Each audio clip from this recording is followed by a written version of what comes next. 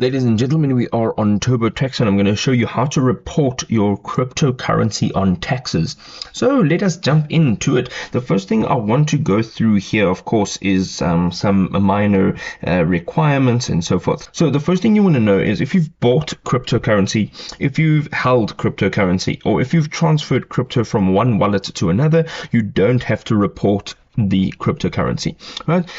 You will have to report the cryptocurrency if your self-employed income section is received cryptocurrency as payment, if you've mined cryptocurrency, and then if you've earned cryptocurrency through exchange award programs, right? And the way to go about this is you can learn more if you go up to the search bar at the right hand side and you just type in crypto and you hit enter.